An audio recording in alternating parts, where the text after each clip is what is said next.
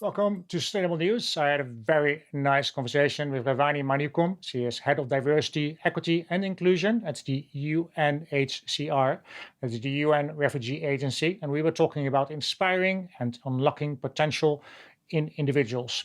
First, however, some really positive news from around the world. Last week, World Ocean Day, and maybe you're thinking, well, why is that important?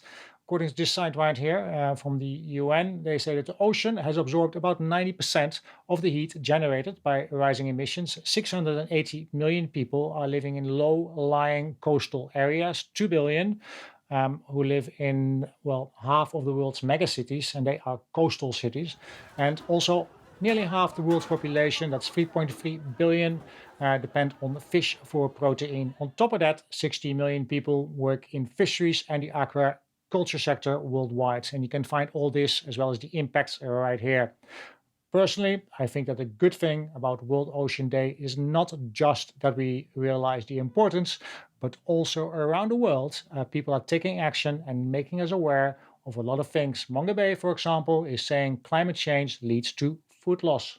In Panama, officials are asking everyone to pick up trash off the beach.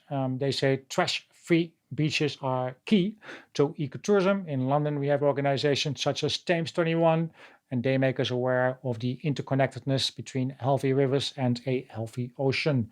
In other news, positive news, people are traveling again. Organizations as well as governments are putting sustainable travel upfront as the responsible way forward.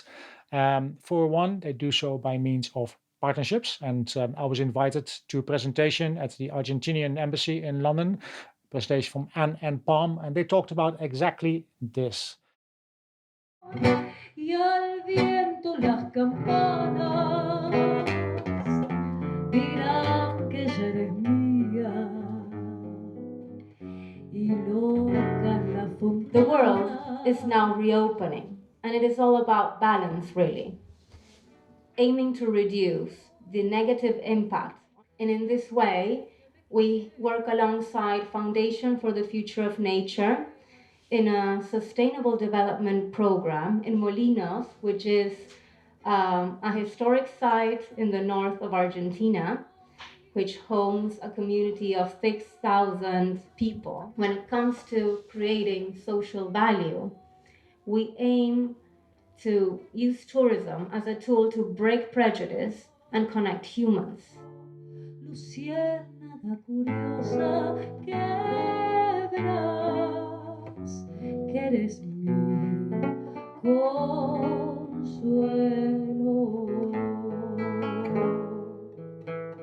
You can still find my podcast with the CEO, Veronica, online. Then we have the unveiling of Jimy, Hendrix, Blue Plaque at the Hard Rock Cafe in London. I think it is great to see people who have made an impact on society to be honored, not to be forgotten, so they can inspire other people, no matter what background or religion they're from, to do the same thing and make an impact on society. 5, 4, 3, 2, 1.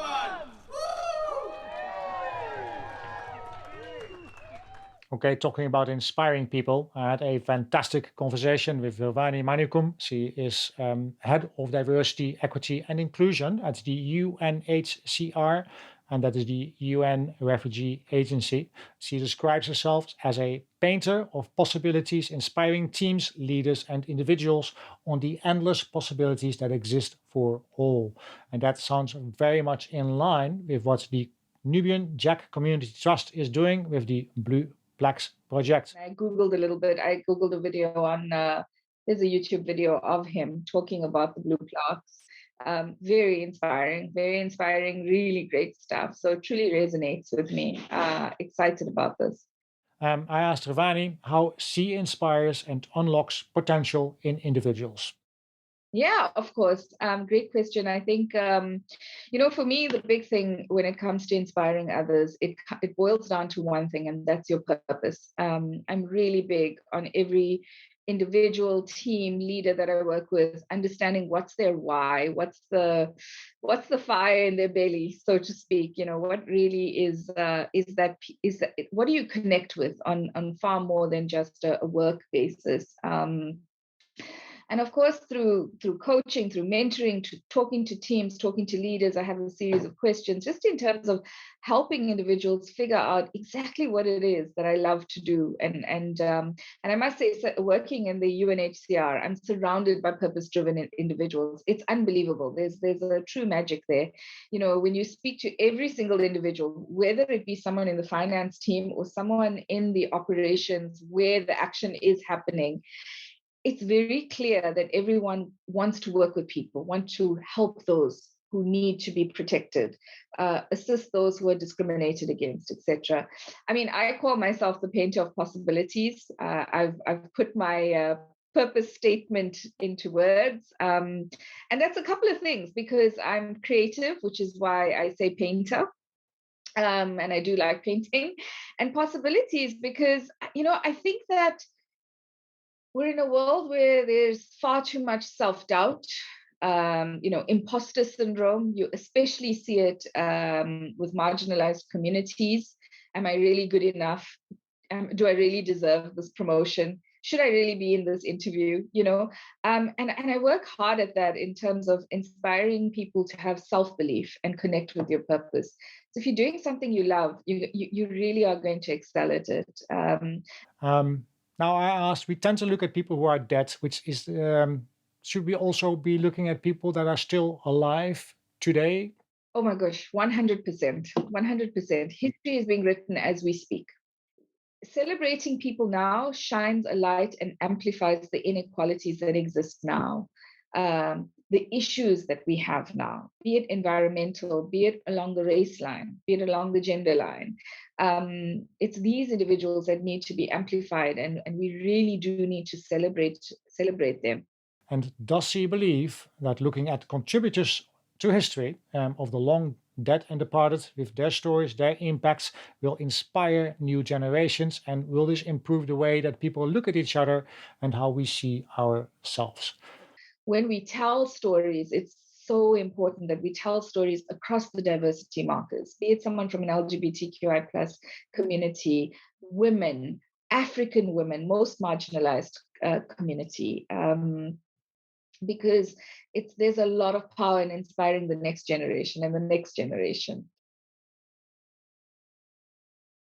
I think 100%. I think, you know, the UN have already identified African women on the, you know, or women of African descent on the continent living now, you know, making a difference. You know, some of the names that come up would be someone like Entail Mohammed. I don't know if you've heard of her, but she's a world champion slam poet. And she was a refugee who immigrated from Sudan to the US. And she uses the power of her voice to amplify the plight of refugees. But there are many, and I think that we would be more than happy to share those names with you, to help you amplify, tell those stories. Absolutely, we must. There are many women out there that are doing it, and I think that, you know, it's interesting that you say you have the names in the US, but you don't have any names from Africa, and isn't that part of the larger issue at hand, right?